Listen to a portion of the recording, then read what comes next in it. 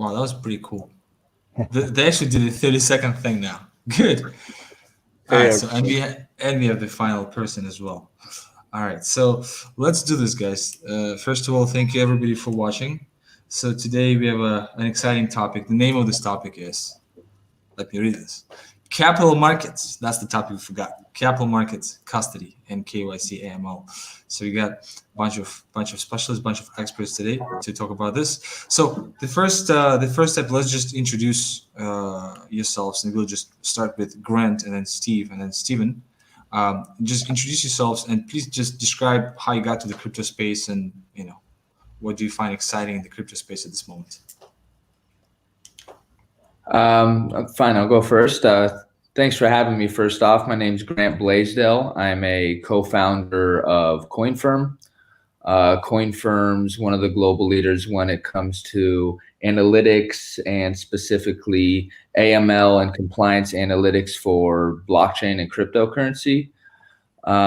We've been on the market since early 2016, most known for our AML and analytics platform. It's a blockchain agnostic platform, meaning we can technically integrate any type of protocol, blockchain asset, blockchain type of structure within it. So that's also allowed us to serve, when we're the first to do Ethereum and tokens, so we serve loads of token sales during that part. We've worked with some of the biggest financial institutions in the world, even on, their stable coin projects, all the way to some of the biggest exchanges like Binance. So we've been here for a long time and continuously bring out kind of new products, tool sets, new protocols to integrate to, help service the market and kind of build that bridge between blockchain, crypto market, and the traditional mass market. Mm-hmm. Perfect. And Steve? Yeah, well, thanks for having me here tonight. We are Voyager Digital. We are the only publicly traded agency broker in the world, actually. We're listed on the Canadian Securities Exchange and the OTC markets in the US, as well as on the Frankfurt Exchange in Germany. We're an agency broker. We service the US customers. Think online broker of the late 90s, early 2000s, and that is who Voyager is. We bring about 10 different exchanges, 10 to 12 different exchanges, market makers, OTC desks, and we execute across those and give customers best execution across those on 42 coins. We also offer interest on about 18 of the coins, and then crypto transfers on about 20 of them. So full service agency broker for US retail customers, delivering a deep breadth of market. Myself, I've been in the capital markets, consider myself the gray hair in the room. I've been in the capital markets since 1994. I've seen the advent of electronic trading. I was there those days when you used to pick up the phone and call the floor of the New York Stock Exchange to execute trades. So I've seen the whole gamut, got involved in crypto about 3-4 years ago, met my co-founders. Most famous of that is a guy named Oscar Salazar, who's the founding CTO of Uber.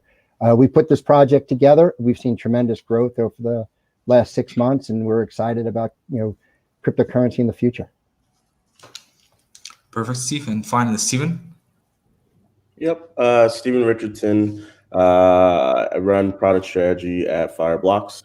Fireblocks is an digital asset infrastructure company focused on, one, securing digital assets and providing self-custodial infrastructure for our customers, but secondarily, looking at, really managing the infrastructure around digital assets in motion and securing those assets as they move from, point A to point B. And so, we've launched quite a number of things and have grown quite rapidly in this space, working with a number of customers to enable them to be able to, one, secure those assets, but two, have peace of mind as they look to move those assets between counterparties, whether that be on an OTC basis or the different exchanges that they're working with across the kind of the broader landscape. We've been around, Fireblocks has been around for 2 years now, out of stealth about a year ago. And, we work with kind of a wide gamut of folks, from exchanges to OTC desks to leading custodians, banks, and kind of a very, very wide range of broader use cases. I've been in crypto since 2016, working with, initially under the concept of enabling trade settlement or the selling of cash for crypto between exchanges. Previously to that, I was with Accenture Strategy, focused on large financial services companies as they thought about innovation and ecosystem plays. So helping large Fortune 500s launch, new digital businesses, et cetera. So very excited to be on this panel today. Perfect. All right, and my name is Peter Borovykh. I'm the co-founder of Ronin AI. This is a combination of AI and a blockchain in one project. That's what we're kind of doing. All right, so pretty complex topic. We rarely follow the entire. I mean, rarely, like say the name is capital markets, KYC, AML, and custody. I mean, I really hope you're going to talk about those three things. It's rarely the case where you just follow the title of the panel. But when it comes down to capital markets, so let me start with the first boring question. Relative to traditional asset classes, what's the difference between, the pros and the cons of crypto relative to the traditional capital markets, from both retail and institutional investor perspectives, right? So whoever would like to take this away, let's go. Being the old veteran here in the room here, look, I think there's a lot of pros, a lot of differences and a lot of similarities to the old school capital markets and how the capital markets used to be. I think you have a plethora of different exchanges, and that's how the traditional capital markets were in the mid 90s, where you had so many different exchanges. Then they all kind of consolidated, and then you got to, in the U.S., a national best bid and offer. And I think there's a lot of similarities to that, but at the same time, there's a lot of differences in the fact that we can move money and settle much quicker than those traditional markets. Makes it really exciting to be in this space, and I think that's where you're going to see the most growth of this as we start digitalizing securities and so forth, as well as just the cryptocurrencies. The custody's come a long way. We are partners with Stephen and his Fireblocks group, and we're happy to be there. And I think there's a lot of innovation coming that's going to make it so much easier for consumers, whether retail or institutional, to participate in the markets, gain wealth in the markets, and really the ease of use of the markets will be so much greater over the next 10 years than what we've seen in the past. Just my personal opinion on the capital markets. There are, like I said, lots of similarities to the old school, but we've learned from it and making things a lot better.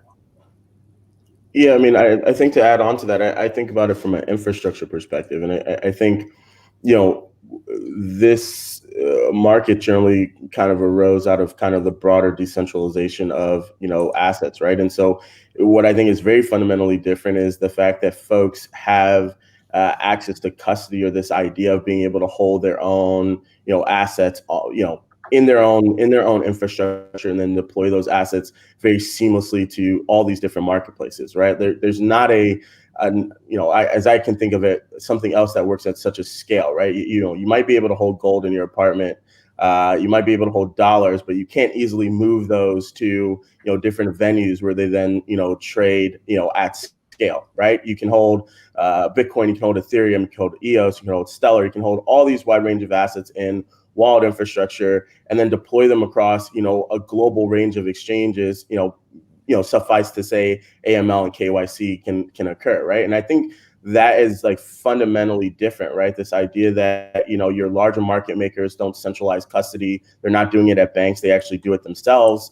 Your infrastructure providers and folks that you're interacting with on an OTC perspective, they do that as well. And so this whole infrastructure is entirely different, and the requirements from folks like Grant and Elliptic and Chainalysis to kind of provide KYT and all the other things that you need to meet FATF requirements are much more difficult in a sense, right? Because the ecosystem is way more dispersed. There's not an idea of a bank that is centralizing KYC between its customers, and then intrabank transfers of assets, or DTCC, or all these other kind of centralized institutions, right? And I think that is a very fundamentally different approach to the market. I think folks in the traditional markets are building products that you would see everywhere. There's indices that are rising. There are different derivative products that are coming into play, and we're seeing those from a product perspective, stuff that it's very similar in a sense. But I think the underlying infrastructure is fundamentally different, and it's required global custodians and banks and others to think differently about how they look to enter, the space and to capture market share to be able to convince folks to move over infrastructure to do so. I'd like to add something to that, if I may. And it's kind of a disagreement just with one point, with what Stephen said, which, a lot of the benefits Stephen mentioned, kind of allowing this transparency and capability to transfer, assets you own across diverse markets. Although there's some challenges with assets once they hit exchanges, and Monero obviously presents certain challenges, but actually a lot less than people think. From an AML end, it's much easier and much more effective to do it in crypto than it is in the traditional markets, on the core basis of what the technology is, with the application of let's say algorithms and automated risk analysis that companies like us provide. KYC is a little bit more of a challenge, but for example, we're coming out with, well, it's already out technically, but a travel rule solution, which kind of mixes these elements in one of the secure data and identity transfer mixed with AML aspects. So it's agreement, but the cool thing, and our long-term vision from the beginning, since 2015 when we first sat down, was not only to kind of democratize AML and make it this kind of easy to use, automated, light, economically accessible thing that any startup can use, not just major financial institutions, but show to the traditional markets and the regulated markets that not only can we follow the standards that they have set in traditional markets, but we can exceed that in the effectiveness of how we do AML specifically, right? Yeah, it's interesting though. I mean, when you guys both bring that up, one of the things I'd love to see over time here is the ability to make every type of asset fungible, right? And so whether it's, a share of a real estate that's tokenized, or stock that's tokenized. But Grant, to your point, I think we've got to get to the point where KYC, AML, your identity becomes so digitalized that you make these things and can move things real easy across borders, and make all your wealth, whether it's in stock or real estate or crypto, really fungible for everybody long term. Because that's really the idea of all this, decentralization and so forth, is bringing everything to a point where you can make everything fungible at any point in time. It's your wealth, you earn it how you want to spend it how you want, and you should be able to use that at any point in time. And we've just got to get there, when it comes to KYC and custody and so forth, being able to do that in a way that makes it really efficient for people. Well, you brought up securities, right? And yeah. I'm a co-founder of another project that wants, one layer of it is kind of a funding apparatus, kind of based on token sale model, STO token sale models for space startups, because they have lack of access to capital generally in the market, and kind of make it public, democratize once again. But that issue from a regulatory end, doesn't really sit in KYC AML, unless, you want to really make it global, and you have the issues like when we're doing token sale regulatory stuff. Let's say you want to open it to a Nigeria and they have a tribal address, right? It's not an actual address, right? But how long away do you think that actually is? Because the regulatory issue there, once again, isn't like AML or KYC. Unfortunately, I think we're longer than we need to be. And I think that KYC side, the security side, with the lack of regulation, especially US side, right? I mean, the lack of any clarity on regulatory environment of what people can hold, and secondary markets, right? You do an STO, you get this primary market. Where are we coming up with the secondary markets to sell these? Because there's no real registered exchanges for a lot of these security tokens. So we've got a lot of problems to fix. So I think we're multiple years out on that, but I think it's where we're headed. And I'm hearing more and more companies trying to tokenize their securities and start to move that ball forward as well. Do you think people like Steven will fill that void for, like, let's say I'm launching a product and I don't want to take my product through all that? Steven, do you see your product eventually providing sort of an approved layer like that? Yeah, I mean, I think we've thought about what it's needed to enable that, right? Because from our perspective, I think Steve can kind of tell you, right? You have these secure channels that you're then distributing assets between. Obviously, we're doing it more on an OTC basis. Like, we enable Voyager has their OTC platform that they've built and their brokerage platform that they've built, and then we handle, what are the settlements that are happening underneath that, right? We haven't from our perspective looked at becoming more of a financial market, infrastructure play, right? In terms of, listing, tokens and doing a couple other things. But what I would say is interesting is, like, out here, and I'm in Singapore, Temasek, Intel, HSBC, they just did a bond issuance with SGX, Singapore Stock Exchange, just recently, right? And there's a few other, pretty innovative exchanges that are launching for security tokens specifically, right? So I do think folks are thinking about this and how it works. And I think in places like Japan, where there's been more clarity on, STO regulations, here in Singapore, in Hong Kong, right, folks are now starting to kind of venture into that direction to allow folks to be able to do those things. And our job, I think, from an infrastructure play, is to be able to, enable folks to be able to hold those assets, and then, for the exchanges to be able to clear those assets seamlessly. So that's where I think we'll continue to play, and leave it to kind of folks, at the OTC basis, and then, at the exchange basis, to be able to provide those secondary markets for trading. Mm-hmm. My question has always been, who is that party deciding on the KYC AML metrics? Like, what is this committee that's pretty much approving all of you guys on the back end? And then, okay, so this customer is good to go, and these funds are clear, right? So to me, that's how always has been quite a question regarding.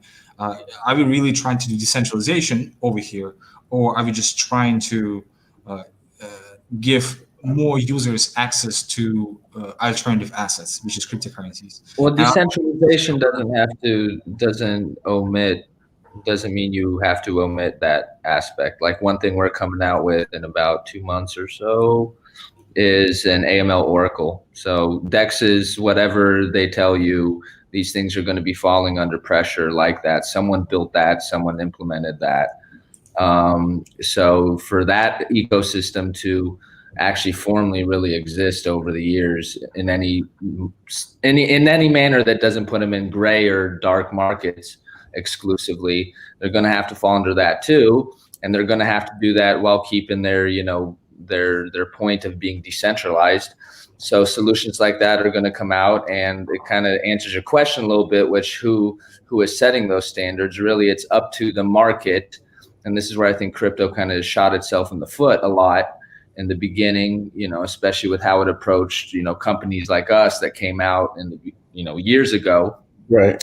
We're talking about AML, and we're kind of antagonistic to it. The types that would walk into a bank and say, hey, we're here to kill you, but let's work together. That sort of type of approach. But it's really up to companies like us, with members of our founding teams or of our teams, like our CEO and co-founders, the former global head of AML at RBS, dealing with the regulators directly and kind of letting the crypto industry bring its own standards. Just like I said, if the crypto industry wants, it can show that it can have higher standards than the traditional industry. I mean, like AML in the traditional industry is like 2% effectiveness. It's a circus show for the most part. So yeah, I don't see those things as competing with it. I get how they ideologically compete in certain senses, right, but they don't compete actually from a functional sense, other than that you have this one layer or 2 extra little layers in the user process. They might not even have to see that user process, and some people might get rejected. It's only different. Right. Grant, I think I definitely agree with you. I mean, I think at the end of the day, if you think about widespread adoption, and you're still thinking about the fact that these digital assets are needed, they need on-ramps and off-ramps generally related to fiat, right? Global regulators aren't just going to allow this market to, take hold without, in some ways, figuring out a way to get involved, right? Then at the end of the day, right, like it is something that we're just required to do. If you think about what's happening with travel rule, I think Grant tells you there's a lot of groups that are thinking about that. There's obviously, Grant and team that are thinking through this and providing infrastructure that supports this and meets the FATF requirements. You have a team. I'm involved with one here in Asia. There's one in the U.S. Right. These require kind of these like centralized bases. They're required because in general the regulators have asked to see this, and in order for any company to operate, for example, in Singapore, that needs to be something that they prove that they can do. Right now, you can again go to the fringes if you would like, but at the end of the day, as the market becomes more globalized in scale, and needs to meet these requirements, it's just something that businesses are undertaking, and folks like Grant and others are making it easy for anyone that's looking to enter the space to be able to do so I think to Grant's point, in a more regulatorily compliant way, right? So it is it's something that I think the market fought in 2016, 2017, and it's something that as more and more folks are entering the market today, and regulators are wrapping their heads around what does it mean to operate within this digital asset space, is becoming a pure requirement to be able to do. But it seems like we're really talking about the institutional players here, right? So we're not talking about this. I mean, to Grant's point, there's there's a huge debate regarding what will be the driver behind crypto revolution or whatever digitalization. But unfortunately, if the only answer is the flood of institutional investors to the space, and as the only answer for crypto to really become popular, then how decentralized will that be? Because KYC, metrics, and regulatory, all that stuff is going to be centralized, guys. Isn't that true? It's interesting because we talk about that, the institutional players coming in. And like I said, rewind the clock 20 plus years ago. Who did online trading? It was retail customers. Institutional guys took years to come back in there. 1999, was all retail customers. The institutions started coming in around 2008, 2009, when they started realizing the retail customers 10 years later, and a little bit longer than that, because online trading really started around 95, 96. And that's when the institutions started coming in and saying, wow, I could beat these guys by co-location and a whole bunch of other techniques they use in the equities world to beat these guys at their game, because they were manual retail traders. Now, I think it'll take some time here, but a lot of that revolution and the crypto revolution will come. I think we have a mindset, some of you guys have been in it longer than me, the mindset that it's got to come faster, but these things take time, and it's just not going to happen overnight. We see more and more retail customers coming in every day. I'm a retail broker. We see our numbers of adoption just increasing every day to a point where we get pro athletes coming in every day. And once they start coming with their word of mouth and their followers, you'll get more and more and more. And then I think you'll start seeing more and more of the institutions start coming in. But I also do think we need, to your point, Peter, we need a little bit more regulation in certain markets to give us some more guidance that make it more available for some institutions to say, okay, I could take other people's money and invest it. I could take shareholders' money if you're some of the big banks, and I could use that to invest in these asset classes, because they're just not there yet. And I think that's a hindrance to everything we're trying to do. 100%, Steve. What I'm trying to say is something different. Once institutional players started fighting with other institutional players, the yields dropped immediately in traditional marketplaces, right? That's pretty much what happened. So once the ratio of retail to institutional became 10% retail and 90% institutional, that's it. And at this point of time, the market cap for crypto is still tiny. It's extremely tiny, less than Visa market cap. Like, that's a shame that's where we are at this stage. Yeah, we're talking about, hey, let's bring the institutional players. Well, the space is not really filled with retail players yet. We can't even sustain one stock based on just retail, retail appetite alone. Globally, we're not talking about US, we're talking about global. That's the exciting part here, right? That's what I keep saying, though, is that it's early. We're still, it might be late for people who got involved, in 2012, 2013, but it's still really early when you start thinking about retail adoption. The numbers in the US are something like 8%, 8 or 9% of all US customers have access or hold some sort of cryptocurrency. So we're still real early in all this. I mean, and again, you could start making comparisons to things like ETFs. When they first started, there was very little adoption by retail customers to buy any of those. So international stocks from the US, really slow adoption. So I think it's coming. I don't think it's coming that fast, though. And that's what I keep saying, is that I think you're seeing this a little bit longer term. So Peter, what, because I feel like your question is kind of leading to what, in the sense of what do you, and then maybe it'll be easier, for example, for me or someone else to say how the kind of more regulated aspect Right. of that. I mean, just throw your opinions regarding this whole thing, right? Because I'm talking from the perspective of more, not necessarily libertarian point of view. I'm just talking from the perspective of, right, so crypto is given to us not as a source of an additional asset class, which is great as well, but purely as an ability for all of us to become self-custodians, right? Now, whether let's assume I'm a retail investor. With crypto, I'm allowed to become a self-custodial. As opposed to give my funds to a hedge fund or a local, wealth management company, and then that person will be my custodian, Right. which makes no point. I mean, it makes absolutely no sense because cryptocurrency allows you to become that self-custodian yourself. So while, of course, I agree with that. I don't agree with that point. Yeah, I would actually, I mean, I would actually say there's services that custodians offer. Okay, so separate the decentralization of the blockchain and the decentralization of the source of truth and how it operates versus what are needed to support those, right? So maybe some people don't want to deal with the hassle of like the custodial infrastructure or a paper wallet or a ledger or whatever the case may be.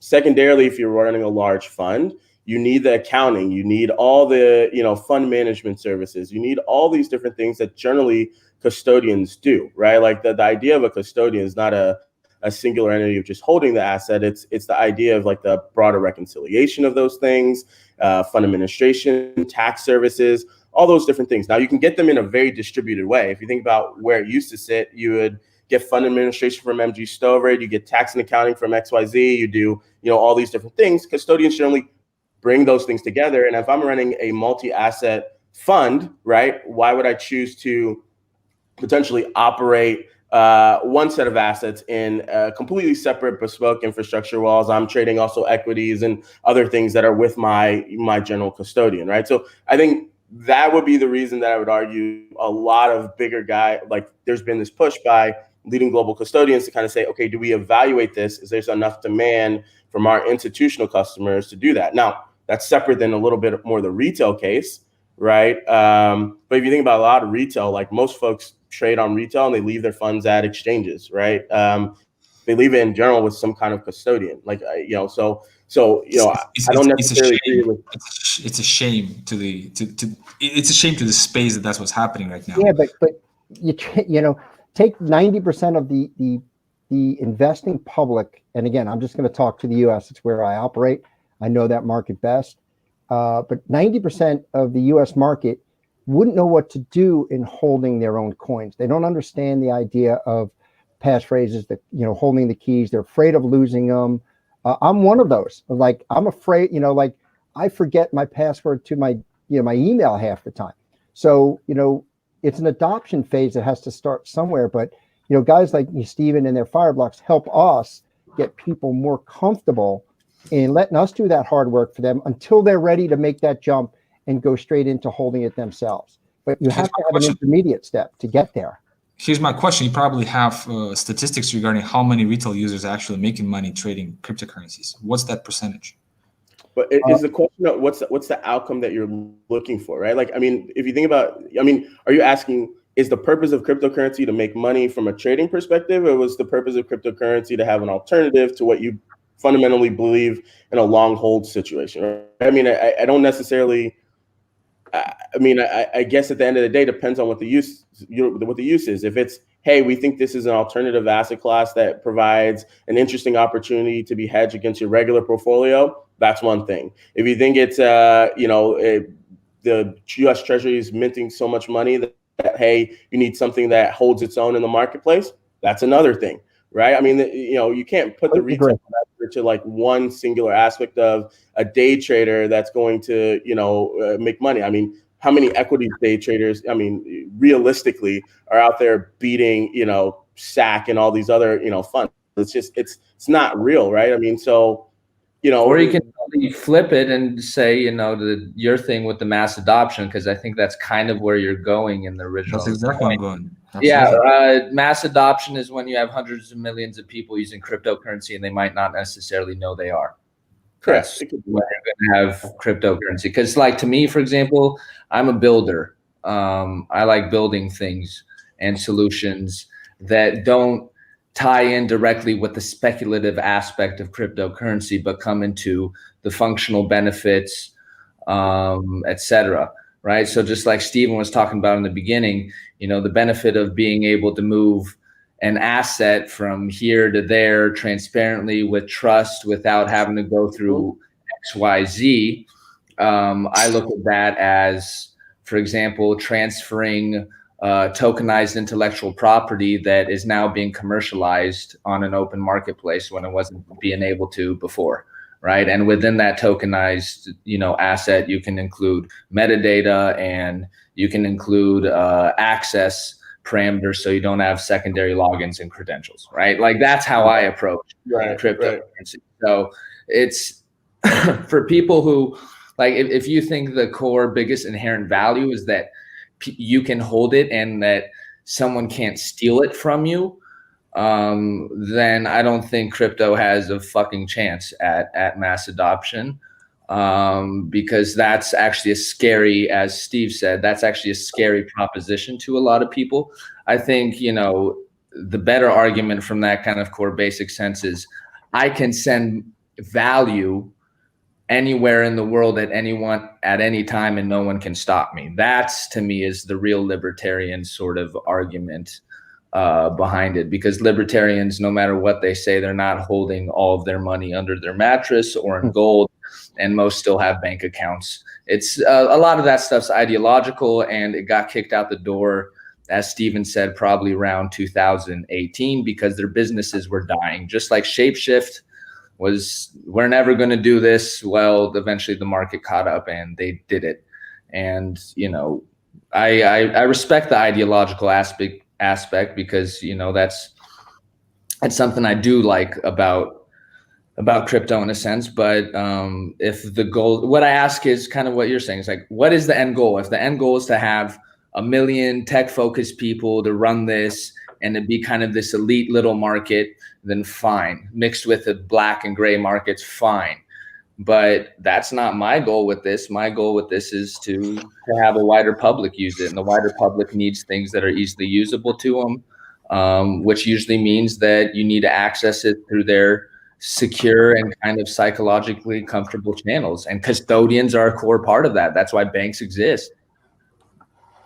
Yeah, I mean, I think to that point, yeah, Grant, I agree. I think if you look at, one of the things we've been looking at is like payments, right? So you look at really at the end of the day, folks like Libra, there are other projects that are coming out.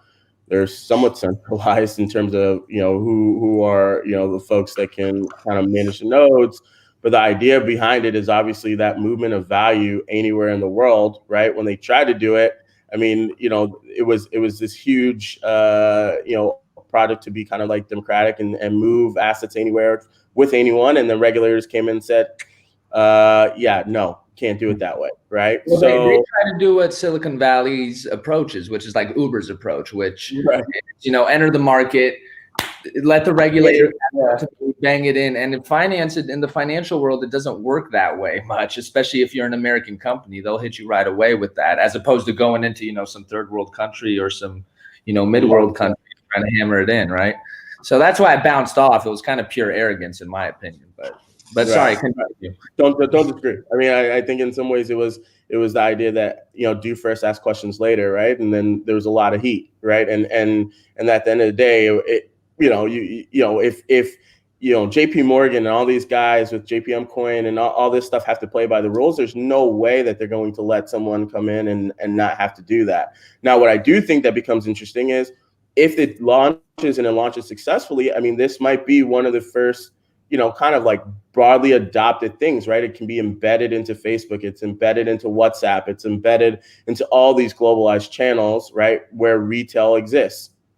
All right. And I think obviously then folks start to get comfortable with the idea of this, tokenized currency that they can move from one party to another party with ease, see it on a blockchain, it's transparent. And then there's a question of what else is like that and what else is out there that's like that, right? That's not, that can be done and then, can be participated in. And I think that's an interesting thing, right? To Grant's point, there's a lot of really unique concepts that can be done that I think blockchain helps enable. And so, over the next few years, we'll see those things kind of come to fruition in my mind. Let me then kind of, put more details regarding my point, right? Right. So here's my point. The only reason why capital markets exist is because they easily attract retail users and allow institutional investors to milk the retail users. Because Sure. at the end of the day, so now if you're talking about free access, like using those high words, we're gonna transfer value. You guys can throw more buzzwords, but unfortunately, right? But at the end of the day, how it sounds to me is let's just bring more retail investors to this game so we can milk them more. That's how it sounds to me, and that's exactly what's going to happen. Because Steve, how many retail investors are losing money? Because you have the statistics, right? So let's assume 90% of people have no idea how to store their coins. I'm assuming that's the same percentage of people who are actually losing their money. No, I think we've had quite a few successful, and I think haven't looked at it. Haven't looked at it after today. What's I'll the tell you proportion that. of successful? What's the proportion of successful? Is it more than 50% or it's more like 10%? Oh, it's more than 50% have been successful at our platform. Doing but, what? maybe Execution or making money? they make money. I mean, people make money. I mean, So look. everybody who goes to your platform makes money. Oh, I didn't say everyone who goes to my Well, platform. more than 50%, the majority. Yeah, but we're not giving them. We haven't given anyone real use cases. I mean, you guys like us who are working, hand in hand with Circle and Coinbase on the USDC coin, and bring in the ability to use those coins and to make payments and use that through payment mechanisms, which we're bringing on the market in early 2021. And people can store their USDC coin and earn 9% and therefore gain some extra wealth, and then go use it as a debit card and spend that money. You tell me what's wrong with that. I don't see what's wrong with that. Because consumers, not everybody is. My guys don't trade like, the customers using the Voyager platform are successful because they're not sitting there and they're not active traders. They're not day traders. Day traders use the Coinbase Pro, the Kraken, and a bunch of the real exchanges with level 2 data. And I tell you, I was in that space. USDC and all the stable coins are great until they're not. Yeah, but I guess what are you looking for, right? I mean, I guess I'm trying to I was trying to challenge you guys. I'm just trying to challenge you guys regarding this whole approach about transfer value.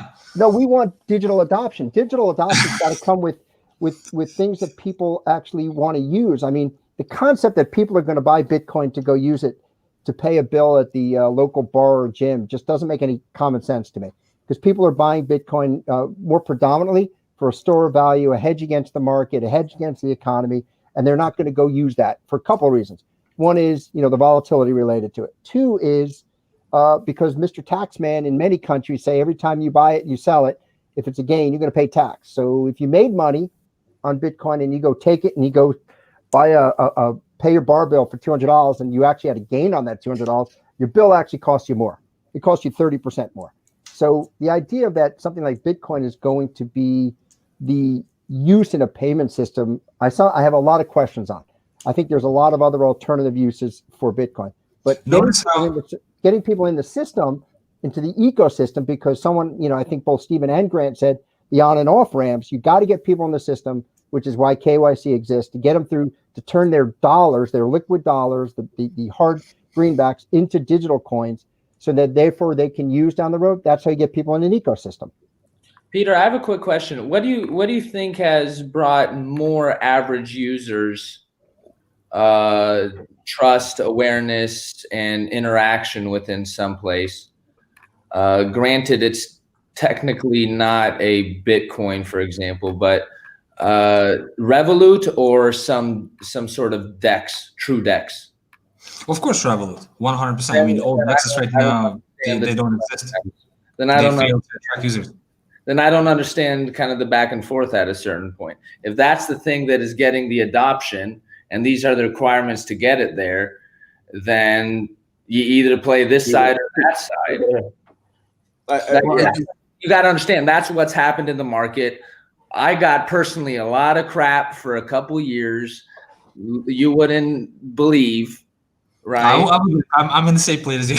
I believe. Okay. Well, imagine being like the first company coming out in crypto talking about AML, and you're going to have to go. So the point is that everything that we talked about has turned up right. I'm not looking for apologies from a lot of these influencers that were running around saying we will never exist and we don't need to exist.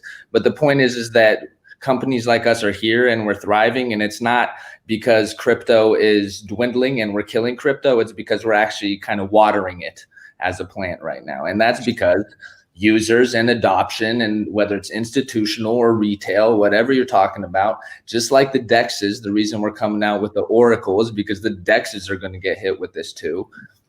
It's the way it is. And, you know, I understand once again, the emotional and the ideological thing, but human nature, man, it's even with the custodians, it's human nature. What it seems to me, Grant, is the banks are just too slow to adapt because they are fat cats at this point of time. They're just too slow to adapt. It's a too tiny of a marketplace. Okay, but you're looking. They don't want to get into this, and they do not really want to get deep into developing the technology. Created right now in a certain sense. New banks are being created. A different type of bank is being created. They're holding a different type of asset. They're servicing maybe in some forms even a different type of customer. But these are banks just in a different license. Yeah, and I would disagree, right? Like to be honest, as an infrastructure provider, I mean, to be quite frank, like we are working with a number of banks, whether they be digital banks or large global custodians, as a basis of entering this marketplace, not just because of Bitcoin, right? Because of the idea and the thesis that basically everything becomes digitized, right? And there are different use cases behind that. It could be on the Bitcoin level. It could be on the IP and intellectual property level that Grant mentioned. It could be on a payments level. Those things, make sense, right? The idea is that, like, theoretically, we're going to move beyond, things that are on paper towards things that are on blockchain and distributing that information, and how you support that will become important. Right. And so, like, I think at the end of the day, it's the use case of whether or not you think, okay, institutionalization of Bitcoin is there to like just shark retail. Okay, great. Okay, then yes. I mean, it happens in a lot of markets. It might happen and will happen in this market, where there's yield to be made, or there's a lot of dumb, retail money, as they say. Like, institutions will enter it. Now, I guess there's other use cases for blockchain, and as an infrastructure company, we're focused on all those multiple different use cases. I think the payments channel becomes an interesting one, right? Because ideally, right, those things are generally pegged. It makes it an ease of use play.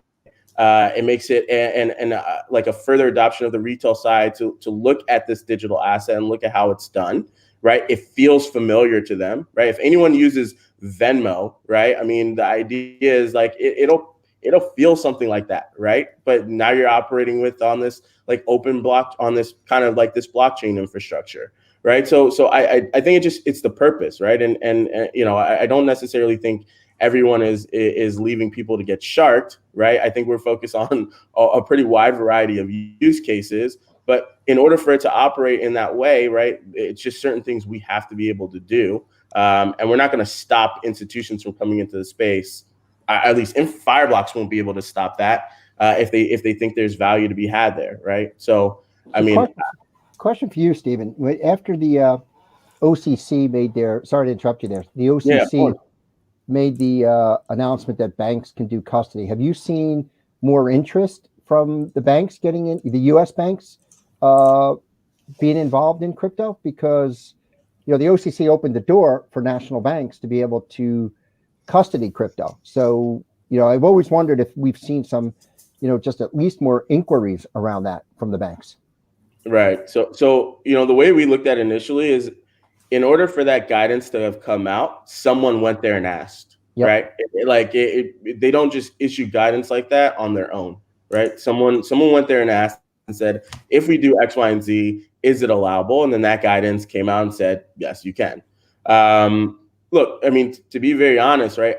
Most banks that we've been talking to, and we've seen, I think, a little bit of a propelling of that and moving forward. It was stuck in their incubation teams, and now it's moving to like their security services teams, right? It's actually, kind of getting towards like the breadbasket of what they do, and like understanding what it is that will make them, will be profitable, right? Because if you think about just custody as a general service, it's not the most profitable thing, right? So what are the ancillary services that sit on top of that then they're going to have to participate in? And I think that's where a lot of the conversations are.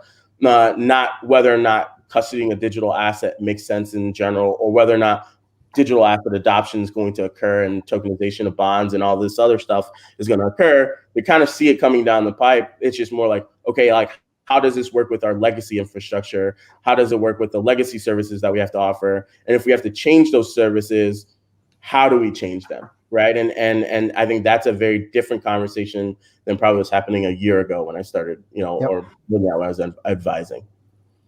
Yeah, and think about, legacy infrastructures and stuff. When we're starting, one of my biggest worries long term, as we're blockchain agnostic and we see a future 5-10 years, whatever, where most, assets are tied to a blockchain or tokenized in some sort of manner, where are solutions like ours going to be too competitive with the the compliance infrastructure and the number of people that they have hired doing that? Like when you transition from something extremely, ineffective, huge manual labor and overhead, right? And you got a whole industry built, on having like all these people, to all of a sudden you can be like, we need 5 guys in front of their screens, at all times, and that's pretty much it. Like, is that creating enough of a conflict to where they're going to be like, screw that? Like once you really understand like how politics and industry works, like that is a thing that happens. So, but it's fascinating, right? I think we launched something, and Grant, I'll ping you after this, right? But we launched something where we embedded chain analysis and elliptic to into the platform for infrastructure pieces, so like everything can become fully automated, right? Now what becomes fascinating, right, is that from the business side, they're looking at the business case and saying, this makes a lot of sense, right? And you have to kind of say, we can do these things in a way different way with infrastructure and folks that have been doing this, and we don't have to build it ourselves, right? And that becomes really, really interesting for folks to be able to look at. Yeah, you're probably fighting a little bit of the headwinds of change, right? In some ways, like you're saying, but I think people are able to do really interesting stuff leveraging this technology, right? And it's folks like yourselves, that basically make the business case for why they should look at it differently. And at the end of the day, any global custodian and any person that's running security services and all these other things, right, they have to think about the underlying business costs and how digital assets is transformative in that way. And so when you're able to make a business case point that you're able to increase automation by 50, 60, 70%, reduce staff by 50%, right? All these massive things, those folks start to listen, right? It's imperative that they do, because they have to justify the business case of, if I convince one bank to do it and you're the bank that doesn't, and that bank is hands down more cost effective than you're going to have a lot of questions to answer. So these folks are definitely listening, and they're paying attention to folks like ourselves and Grant and others in the space about how to do this in a much more efficient way. And I think compared to a year ago, there's a lot more openness to be able to understand those use cases, generally speaking. Mm-hmm. All right, guys, let's do, I guess, one of the last questions. I'm sorry for attempting to be. Look, this is the more interesting of you guys, right? So I'll take it. Well, it's good you did. It's good you have you're on that end. Like, you're not on any opposite end of a spectrum to me than we are. It's just, you know, it's good that you're bringing that side, especially for the people that's listening, because to be honest, there's, you know, as a chief marketing officer, someone who's done, you know, loads of PR, probably some of the first PR around like compliance or AML, you know, around stuff like this. You know, there's a lot of misinformation in a sense, or kind of simplification, or a lot of people who might not understand it, you know, that have a large voice, you know, speaking about it and painting in a certain light. And as I said before, I understand, you know, all the worries around, you know, what things that companies like us do. But when you give, you know, people such as myself, then mixed with people such as Steven and Steve, who are, you know, together create really what is the core operational foundation of crypto, beyond the most amazing one, which is, like I said earlier, I can take $100 million in Bitcoin right now and send it to another address on the other end of the world, and nothing's going to stop that from going through. But, you know, exposing kind of the other end, you know, really the business end, or the thing that's building, you know, mass usage, and kind of those nuts and bolts in the back so people understand better. And doing so in a strong question is always good. So, you know, no worries about that. Do more of it if you want. Let's do one last more of it, right? So custody. All right. So there's a how to say, there's not a belief, there's a definition that pretty much all respected cryptocurrencies and thus digital assets, right? Because most digital assets built mostly on top of Ethereum at this point of time. They have this amazing anti-multi-signature thing, where pretty much one person at the end of the day will have to hold the keys, and therefore one person will have to be responsible for the custody of of a given amount of funds stored by that specific custodial provider. So my question to you guys is, how are you guys solving that situation? How you guys, what is happening internally at your organizations, if you guys involved, or if you are, if you know exactly how those practices are conducted regarding custody? Because custody is great, again, until it's not. I'm talking about digital assets that are not recoverable, as opposed to, say, traditional asset classes or USD. Right. I guess as the custodial infrastructure provider, I'll try to answer that question first. You know, we use what's called multi-party computation, kind of a evolution of multi-sig, as a basis of providing custodial infrastructure. Now, we are not a custodian, right? What we do is we provide infrastructure to folks to allow them to custody their own assets, and we do it in kind of a multi-layered approach, right? We do it with leveraging MPC to basically have no single point of compromise with the private key. Basically, the private key doesn't come together in multi-party computation. We do it with distribution of key shares between the customer and in a SaaS-based model ourselves that are hosting it in IBM and Microsoft. And then we do it utilizing Intel SGX to then secure and harden how we approach that. But at the end of the day, we don't hold all the key material to basically, do this. We actually provide backup key material to the customer at the end of the day that makes them, the final arbiter of the asset, right? It's a process, and it's a difficult process. So it's not an easy one to do, but we give it to them and we say, here it is, like, you're your own custodian. What we do is make the custody of this, a lot more operationally efficient to be able to do and to be able to manage. Now, I think at the end of the day, right, to your point of what this whole thing allowed you to do is to say, hey, I can hold this and store it and manage it in the best way that sees fit. And for that, it's Voyager being able to do that in a way that best makes sense for them, with infrastructure on top of it that makes it easy for them to provide and accentuate that custody infrastructure to their customers. That's how we look at it. I mean, I think we look at it as saying, in the same way as FIS provides GL technology for banks, we're providing this custodial infrastructure for all these different operators that make it easy for them to then, make it easy for the retail folks and for other institutional customers to be able to custody their assets. So kind of that's where our focus is, and how we've approached general custody as a sense, providing kind of flexible infrastructure. So whatever the custody model of the company that we're working with, that can be instituted pretty seamlessly. Well, just one point here. All right, so at the end of the day, the customer still is responsible for the funds. Therefore, if the funds get lost, the customer, if the private keys are getting lost, right? I'm assuming the customer is still will be responsible for the lost funds. And then it seems like what you guys are doing is just providing built-up services just to enable your customers to do certain financial transactions, say. I mean, I don't know of any other. Yeah, I mean, I guess I don't know of any solution where, like, if you don't lose the private, if you lose, like, I mean, it's just fundamental.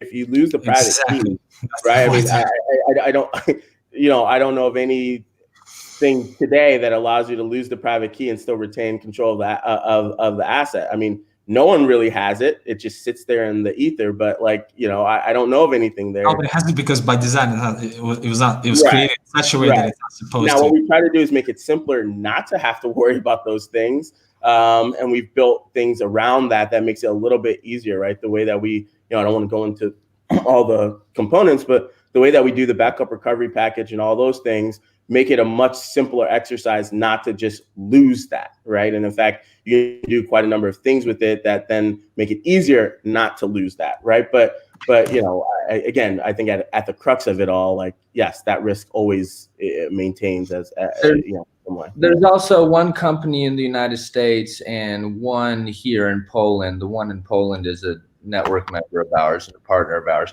They do crazy stuff around password recovery and stuff like that right now. So I don't, that's not my, forte. So I don't want to, go further on that, but there's lots of services being built right now to kind of be that final emergency end on a lot of ends of crypto. Just like, I was talking to Steve before we went live about, our Reclaim Crypto solution that we're doing in collaboration with some entities like Kroll and Duff and Phelps, where, we're using our capabilities to go A to Z from hack to actually reclaiming the funds for users, right? Which is a bold thing to try to do. But there's going to be lots of different service providers to kind of help around these things. Yeah, and one of the reasons we chose and decided to work with Fireblocks is their whole management of that, and it's not stuck with one person with us. And there's so we recognize that, and doing that for customers is really important. And so that's why we went around and looked at the marketplace and found Fireblocks is the best solution for us to manage what we have to do across 10 plus exchanges and market makers around the globe, do it efficiently and make sure it's secure. So it's kind of why everything Steven said, it was the reasons why we went with those guys. Understood. Well, I mean, again, Peter, I enjoy this. All right. I mean, I've sit on some panels and no one asks anything provocative. Because everybody wants to be politically correct. Everybody wants to say, "Hey, institutional investors come here. Let's make money. Here's a new market. Great. Because old market is saturated. Let's invite more geographies to the space and just milk these people." Because at the end of the day, that's exactly what's happening, right? I mean, except there's some. Hey, I mean, look, there's some cases right now in the equity world. Which one? One of the car companies with Hertz that was basically bankrupt, and the retail guys took each other for a ride, right? I mean, there's certain retail consumers that pump that price up to $8, $9, $10, $12, and then so they didn't do it at the expense, and the institutional guys didn't make money at the expense of the retail. The retail guys make the money at the expense of other retail guys. So and then you have ICOs. Yeah, then you have exactly, and DeFi. But Steve, would you agree that this is like a one-time thing because of $1,200 checks? It happened. No, I don't believe that. Come on, and US still same thing. No, I don't think it's a $1,200 check thing. Forget about Kodak. Did you see the Kodak price? It's another. It's like, I get it, and it's how many retailers bought at the pick? Oh, too many of them. I'm telling you, I've said this all along. On average, they probably evened out Hertz versus. Look, but really the game is not necessarily the retail guys getting eaten up by the institutional guys. The retail guys are picking each other apart because of a zero commission environment where everybody thinks they're a trader. They're competing with each other for the same shares, and therefore, they're institutional guys. The machines are the ones on the other side of every trade, right? These guys are the market makers. They're the ones giving you the NBBO. These retail guys think they're going to outplay each other right now. When you start looking at some of the online equity world, apps out there, they think that they're going to outplay each other. They're going to push the stock up. That's the, so I don't think it's necessarily the institutional eats the retail. I think that field's not as big as it was on the equity side anymore, but I definitely think retail guys are eating each other up, and it will only end poorly in that retail environment on the equity world for a lot of reasons, because I've seen the show before. It doesn't really end well when you try to push stocks up and down. It doesn't work well. I mean, I would almost argue that, except for the family offices, all the other, not all. It's a broad statement. It's not a very correct statement, but for the most part, the majority of institutional players are still just sourcing out capital from retailers. I mean, you compare Fidelity or BlackRock to a $50 million hedge fund or $100 million office, family office. I mean, we could do a whole show one time on that. That'd be fun. Yeah. So, all right, gentlemen, thank you so much. Really, really appreciate this. Let's try to do this another time at some point in time. Really appreciate your feedback on this panel. Thank you so much. Oh, also, we need to do a shout out to Anna Ginsburg, to Nick Spanos, to the Blockchain Center, to Scott Spiegel, to Erica, to pretty much, I almost forgot. That's the most important part, because that's pretty much whoever's hosting the show. So, guys, thank you so much. The Blockchain Center is doing this amazing job every single Thursday, and I'm pretty sure they're doing this more often. So, nice to meet you guys. Nice to meet everyone. Guys, thanks for running the show.